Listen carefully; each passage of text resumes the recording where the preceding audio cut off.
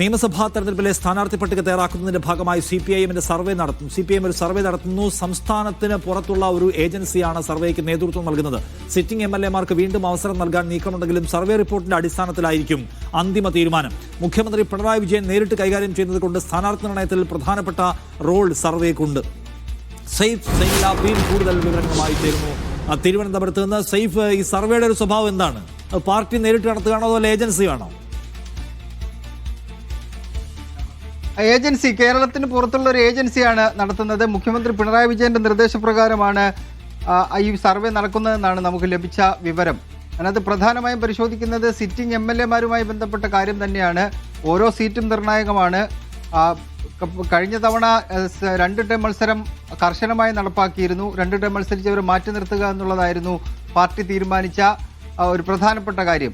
ഇത്തവണ ടേം വ്യവസ്ഥ വേണ്ടതില്ല എന്നുള്ളതാണ് പാർട്ടി നേതൃത്വം എടുത്തിരിക്കുന്ന തീരുമാനം. കാരണം ഓരോ സീറ്റും പ്രധാനപ്പെട്ടതാണ്. ഒരു എംഎൽഎ മാറ്റിക്കൊണ്ട് പുതിയൊരാളെ പരീക്ഷിച്ചു കഴിഞ്ഞാൽ അദ്ദേഹത്തിന് മണ്ഡലം പരിചയപ്പെടണം, മണ്ഡലത്തിൽ ജനങ്ങളെ പരിചയപ്പെടുത്തണം. അതിൻ്റെ കാര്യമില്ല. അതുകൊണ്ട് സിറ്റിംഗ് എംഎൽഎമാർ തന്നെ മത്സരിക്കട്ടെ എന്ന ധാരണയുടെ അടിസ്ഥാനത്തിലാണ് ഇപ്പോൾ എല്ലാ എംഎൽഎമാരും വികസന മുന്നേറ്റ ജാഥ മണ്ഡലങ്ങളിൽ നടത്തി വരുന്നത്. മൊത്തം 75 സീറ്റിലാണ് CPM മത്സരിച്ചത്. അതിൽ 62 സീറ്റിൽ CPM ജയിക്കുകയുണ്ടായി. ഈ 62 പേര് മത്സരിക്കുമോ എന്ന് ചോദിച്ചാൽ 62 പേര് മത്സരിക്കാൻ സാധ്യത കുറവാണ്. അതാണ് പിണറായി വിജയൻ ഈ സർവേയിലൂടെ പരിശോധിക്കാൻ പോകുന്നത്. സിറ്റിംഗ് എംഎൽഎമാർ എങ്ങനെയുണ്ട് എന്നുള്ള ചോദ്യമാണ് ആദ്യമായി മുന്നോട്ട് വെക്കുന്നത്. പിന്നീട് 1000-ൽ താഴെ വോട്ടിന് പരാജയപ്പെട്ടു പോയ കുറച്ച് സീറ്റുകളുണ്ട്. ആ സീറ്റിൽ അനുയോജ്യരായ സ്ഥാനാർത്ഥികളെ കണ്ടെത്തുക എന്നതും ഈ സർവേയുടെ ഭാഗമായി നമുക്ക് കാണാൻ കഴിയുന്നുണ്ട്. ഇനി സീറ്റ് നൽകുകയാണെങ്കിൽ സിറ്റിംഗ് സീറ്റ് നഷ്ടപ്പെടാൻ സാധ്യതയുള്ള എംഎൽഎമാർ ആരാണ്? ഈ 3 കാര്യങ്ങളാണ് പ്രധാനമായും പരിശോധിക്കുന്നത്.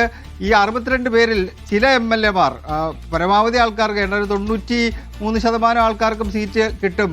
കുറച്ച് പേർക്ക് മാറ്റമുണ്ടാകാൻ സാധ്യതയുണ്ട്. കൊല്ലം ജില്ലയിൽ ഒരാൾ മാറും. അതുപോലെ തന്നെ ആലപ്പുഴ ജില്ലയിൽ ഒരാൾ സിറ്റിംഗ് എംഎൽഎ മാറും, ഇടുക്കിയിൽ മാറും, ചിലപ്പോൾ തിരുവനന്തപുരത്ത് ഒരാൾ മാറാൻ സാധ്യതയുണ്ട്.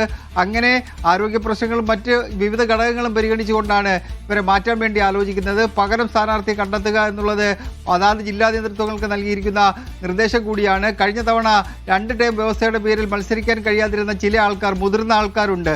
അവരെ ഇത്തവണ തിരികെ കൊണ്ടുവരാൻ വേണ്ടിയുള്ള നീക്കം കൂടി നടത്തുന്നുണ്ട്. ഇതിനൊപ്പം തന്നെ ഈ സർവേക്കൊപ്പം തന്നെ 140 നിയമസഭാ നിയോജക മണ്ഡലങ്ങളിലും സ്പെഷ്യൽ ബ്രാഞ്ചിന്റെ ഒരു സർവേ നടക്കുന്നുണ്ട്. ഈ 2 സർവേ കൂടെ കിട്ടിയ ശേഷമായിരിക്കും സ്ഥാനാർത്ഥി നിർണയവുമായി ബന്ധപ്പെട്ട ചർച്ചകൾ സംസ്ഥാന സെക്രട്ടേറിയറ്റിൽ ഉണ്ടാകുമ്പോൾ മുഖ്യമന്ത്രി പിണറായി വിജയൻ അഭിപ്രായം പറയാൻ പോകുന്നത്. നിഷാദ്, ശരി. എന്തായാലും CPM ഒരു സർവേ നടത്തുന്നു. പുറത്തുനിന്നുള്ള ഏജൻസിയാണ് സർവേ നടത്തുന്നത്. ആ സർവേയുടെ അടിസ്ഥാനത്തിൽ ഓരോ എംഎൽഎമാരുടെയും പിന്തുണ, സ്വീകാര്യത, അവരുടെ പോപ്പുലാരിറ്റിയൊക്കെ പരിഗണിച്ചുകൊണ്ടിരിക്കുകയാണ്. അങ്ങനെ നോക്കുമ്പോൾ ചില ആൾക്കാർ മാറിയേക്കുമെന്നാണ്. പക്ഷേ സിറ്റിംഗ് എംഎൽഎമാരിൽ നല്ല വിഭാഗം ആൾക്കാർ തന്നെ മത്സരിക്കാനുള്ള സാധ്യതയാണ് ഇപ്പോൾ ഉള്ളതാണ് സൈഫ് തിരുവനന്തപുരത്ത് നിന്ന് റിപ്പോർട്ട് ചെയ്യുന്നത്.